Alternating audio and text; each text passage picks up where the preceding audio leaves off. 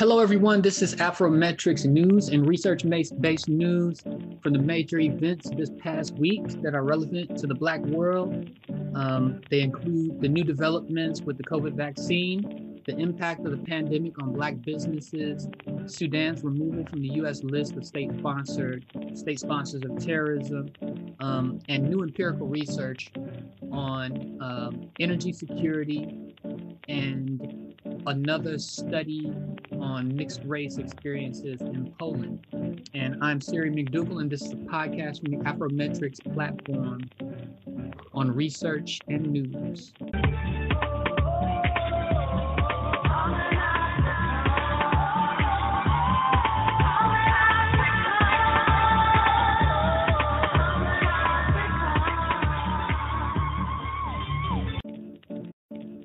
So this podcast is to give you all a summary of the major events that happened in the Black world in the past week.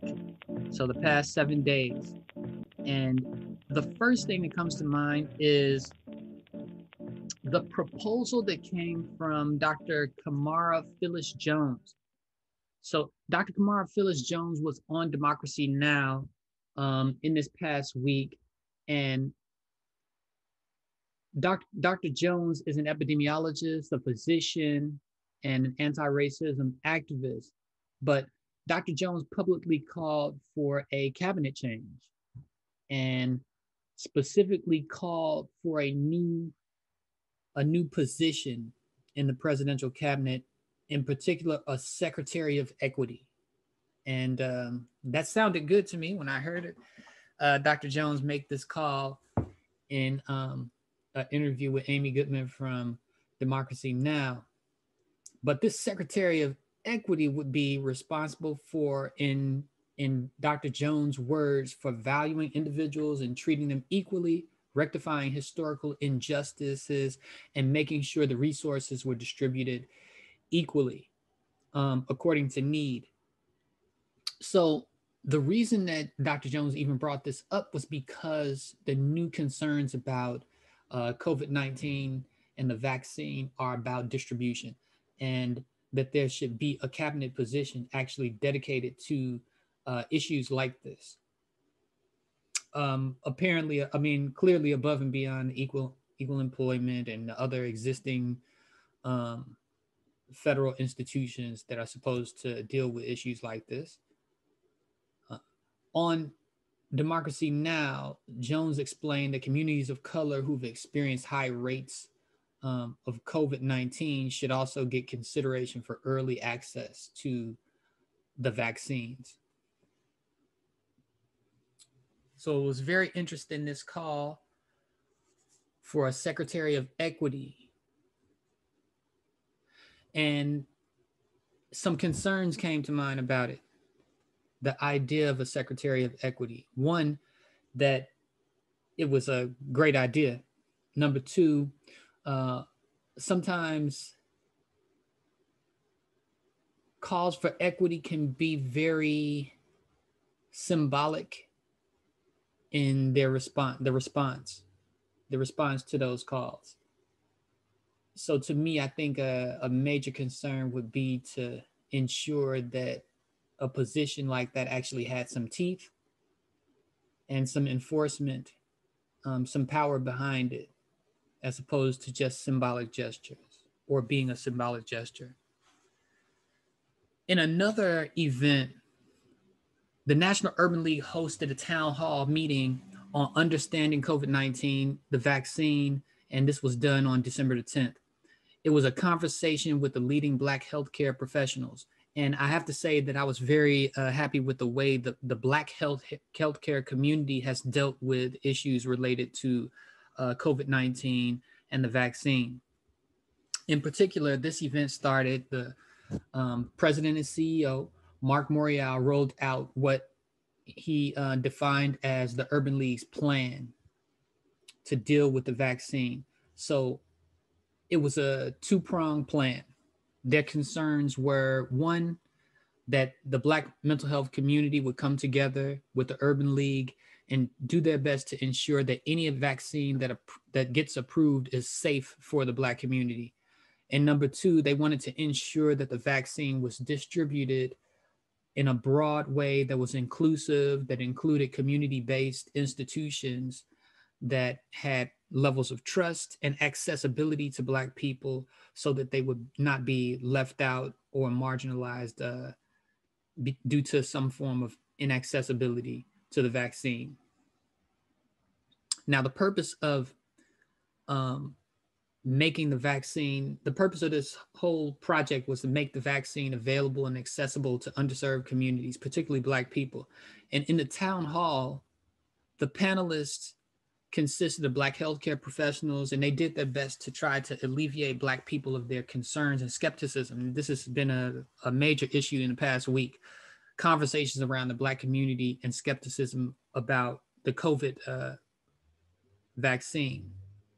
So they emphasized the importance of addressing myths about the virus itself and the vaccine. A lot of questions about whether the vaccine was actually, you're being injected with the virus. And they clarified that it was not really the virus, it was a layer of the virus. And also vaccines about, addressing myths about how the virus might or might not be how the virus might or might not be like the flu. So they were basically challenging a lot of myths, and they talked about the importance of building trust with the Black community. And I thought this was really important because a lot of the conversations in mainstream media around Black people's skepticism about the virus are about how the Black community needs to trust more the medical community. Well, what I like about the Black healthcare professionals' approach is that they talked about the need and the importance to build trust with the Black community instead of just expecting trust. So one of the panelists, Leon McDougall, had pointed out that it's important for the United States to actually look to Africa and African countries, because the point that he was making was that when it comes to preventative measures, so wearing of masks and social distancing, that some African countries have done much better than the United States. So he was talking about looking to Africa as a model. The panelists, they also discussed the Black Health Manifesto, joint manifesto written by Rainbow Push Coalition, as well as the National Medical Association. And in it, they basically outlined some key concerns and some steps to reduce the impact of COVID-19 in Black communities. So if that's something that you're looking, that you would be interested in reading, is actually available online. One thing that I thought was interesting in the week's reporting about the attitudes of the COVID vaccine was the treatment of Black people who were skeptical about taking the vaccine. I thought that the entire conversation was infused with racist thinking about Black people. One, the conservative media seemed to paint Black people who were skeptical of the vaccine as uninformed or just ignorant. Whereas the liberal media was a little bit more understanding of Black skepticism, and their explanation of why Black people were skeptical was based on historical abuses. Mainly, everyone became just educated on the Tuskegee experiment. And a lot of Black skepticism was blamed on Black people's knowledge of the Tuskegee experiment. And because the Tuskegee experiment happened, Black people were skeptical. Okay, so this, in my analysis, was a very post-racial, it was a post-racial dialogue suggesting that racism was a thing of the past, even though post-racialism was not uttered as a phrase. But still, the suggestion was that we were in a post-racist society. And both of them seemed to miss the mark.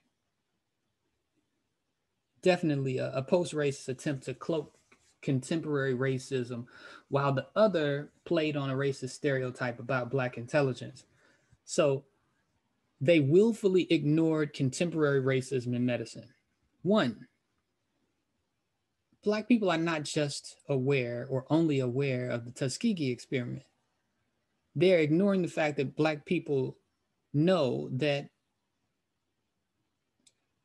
recent things like the relief funding for COVID this past summer was distributed disproportionately to hospitals that already had the most resources, while smaller hospitals that had more Black patients were under resourced, and the impact that that had on Black life and death during the outbreak.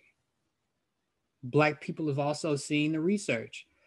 They've seen the Institute of Medicine reports that show that Black people are once hospitalized, receive poorer care, healthcare, and compared to their peers with the same level of insurance, same insurance or medical coverage. Black people still receive poorer care.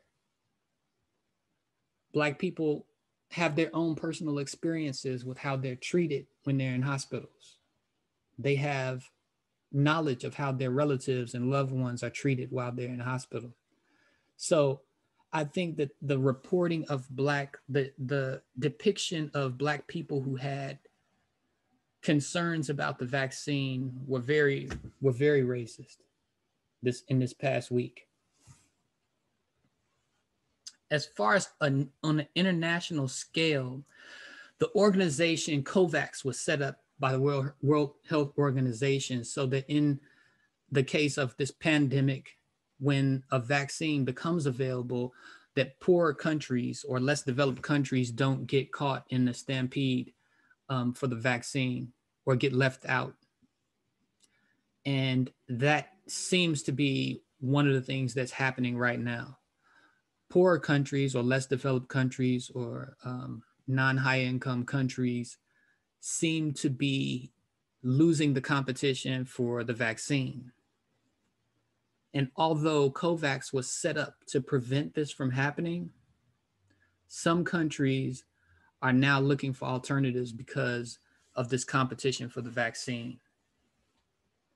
Another thing that happened in this week's developments was the News India Times reported that the job report that came out last week showed that the coronavirus was continuing to have a negative or devastating effect on the economy.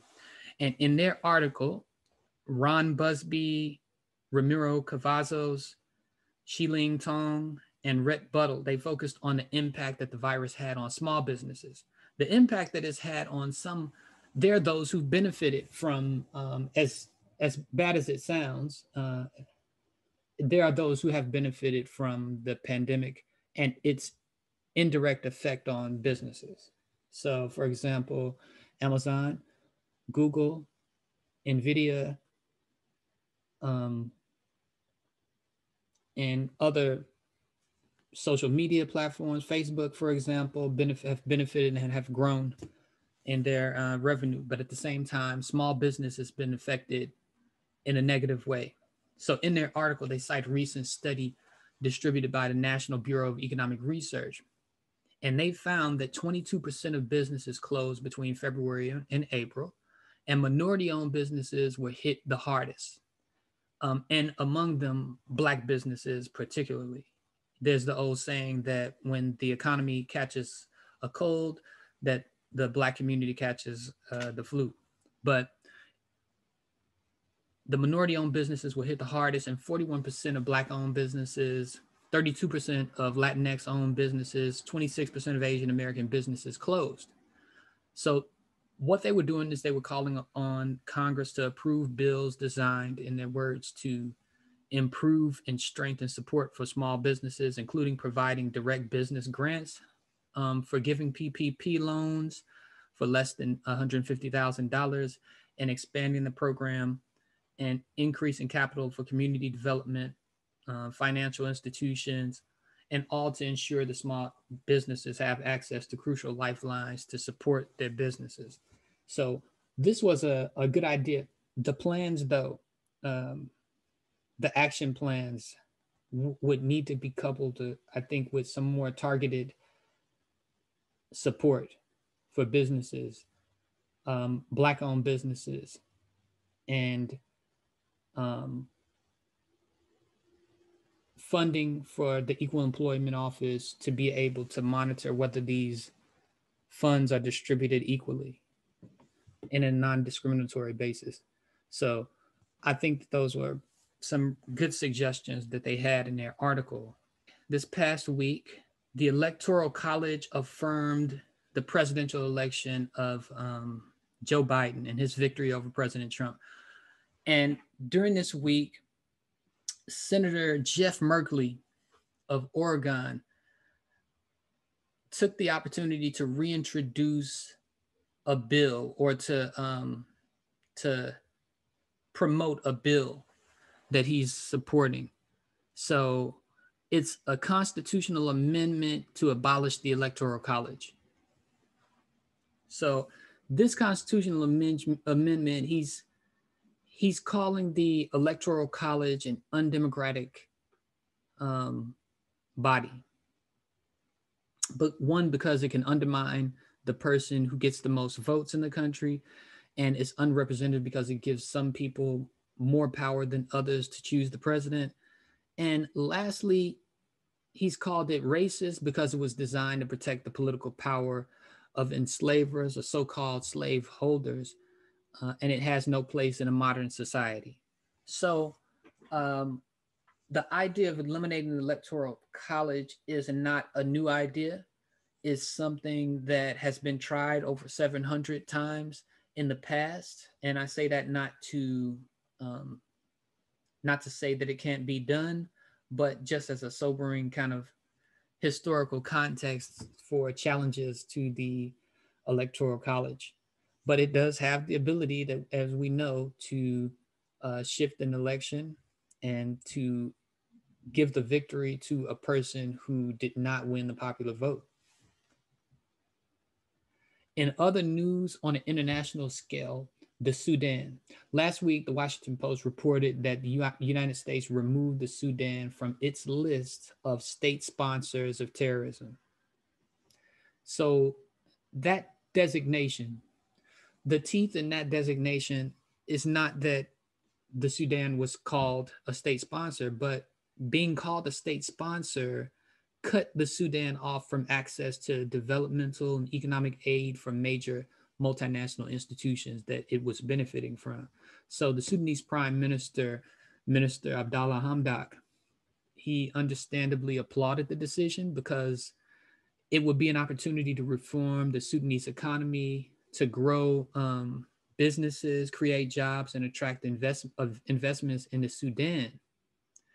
And several of the beneficiaries would be Sudanese students who want to study abroad, businesses in the Sudan, and the country's international trade. Now, in return, the Sudanese government has had to agree to normalize its relations with Israel, which is clearly a consequence of the past support for, or alleged support of, Hamas. And it's also agreed to pay $335 million to settle claims by victims of the 1998 bombings of the U.S. embassies in Kenya and Tanzania, and the U.S. bombing of the USS Cole off Yemen's coast in 2000. However, the move also has to come with some recognition of the market contradiction of the U.S. positioning itself as an arbiter of who is and is not a terrorist. Given the internationally renowned police terrorism it's imposed on Black people, this is important to recognize. Although it's an evident contradiction, it's the consistent contradiction. The contradiction between the way the U.S. moralizes on foreign countries and their treatment of foreign citizens versus how the United States has historically treated African Americans is a centuries-old contradiction.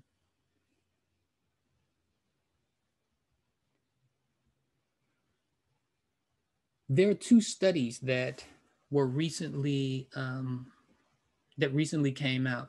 One of the important things that I want to be a part of this weekly conversation is not just news events that came about in the past week, but new empirical studies, empirical research that came out or were published in the past week. And so I picked two of them for today. One of them was a study on Black-white mixed race experiences of race and racism in Poland. I have not seen very much about race in Poland. And so I thought this was particularly interesting as a study. The study was conducted by Bolaji Balagun, Remy Joseph and Remy Joseph Salisbury. And it was published in the Journal of Ethnic and Racial Studies. Now, it was an empirical study about the experiences of mixed race people in Poland, particularly their experiences with racism and exclusion. So the authors maintain that critical mixed race studies and mixed race studies as a field is still very US centered, according to the authors of this study.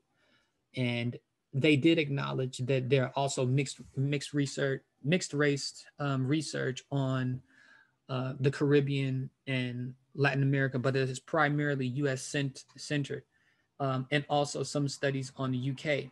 But they felt that in particular, Central and Eastern European countries were left out of the conversation.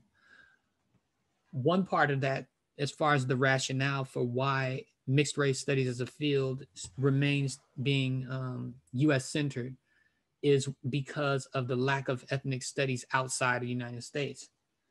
And also because it's a new and developing field. As far as how Poland is perceived, in this article, the authors do a really good job of explaining why Poland is perceived as a homogeneous, as a white country. And one part is because they talk about Poland's history of exclusion when it comes to Jewish people, Muslim, as well as the Romani people. So the study is based on interviews with 8 mixed race people between the ages of 22 and 33 years of age. And as a result of these interviews, their analysis, they found that the interviewees experienced being perceived as racial outsiders by white Poles and being perceived as foreigners, even though they were born there. The other thing that they pointed out was the interviewees talked about that how they had constant experiences with racial slights, so what we call microaggressions, comments, racist jokes, and other slights, even more explicit things like people telling them to go back to Africa. And two, they experienced racism. Well, that was two. One is that they experienced being perceived as racial outsiders. Two, they experienced constant racist microaggressions. And three, they experienced racism that was a little more directed toward their mixed race identity, particularly their lack of racial purity. So that's 3 levels of kind of experiences that they experienced, that they had in Poland. Ultimately, the authors advocated for more growth, a greater growth of mixed race studies globally, and for more recognition of diversity in Poland to avoid interracial conflict. So I like this study because I think that it's expanding the just studies of race when it comes to race on an international scale. And it reminds me of the point that Marcus Garvey was making so long ago, that the conditions of African people are similar across the globe. Unique and different, yes, of course, but also similar experiences across the globe. And through studies like this, we can find how the experiences of people of African descent are both similar and different.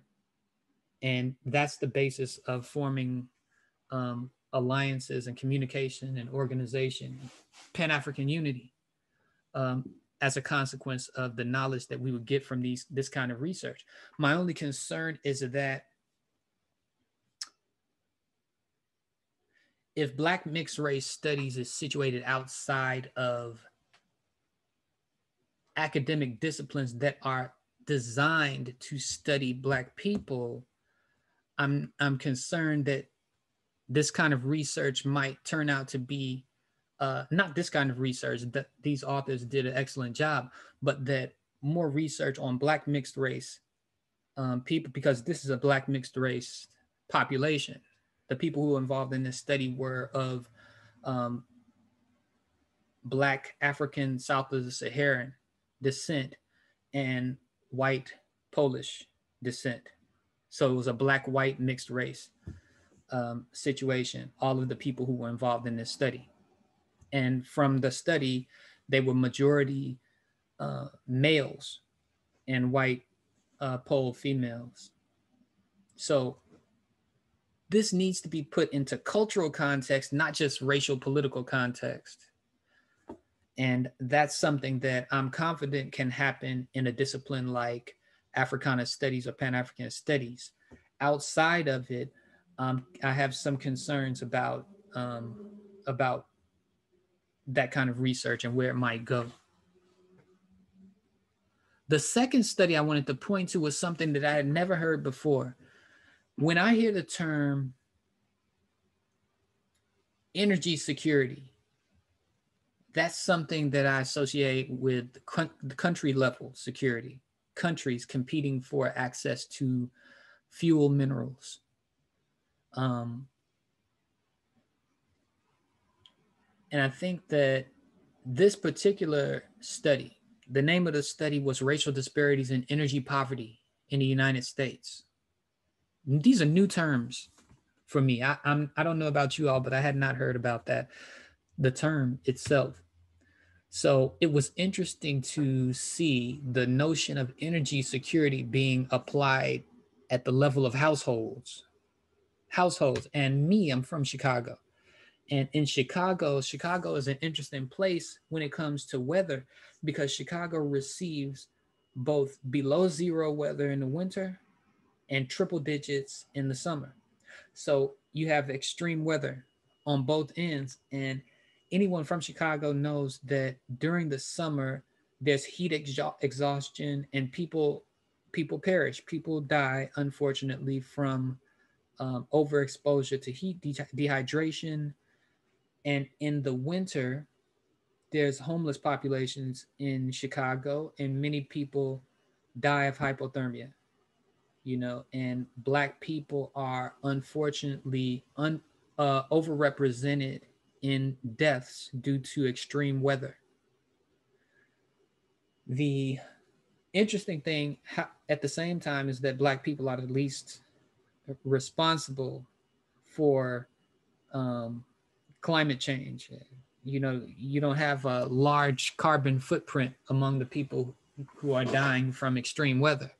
These are people who don't own a vehicle or are less likely to own a consistent or to have consistent access to a vehicle. These are folks who are taking the buses and public transportation who are actually dying from extreme weather. So it was a very interesting article in that sense on a personal level. That's separate from this article. But in the article, the study was conducted by Keong Wang, Mei Po Kwan, Ji Fan, and Jian Lin. And in the study, the researchers used data on household energy consumption to study racial disparities in energy security. Again, these are new terms for me. I'm going to give you the definitions that they provide in their article about these terms.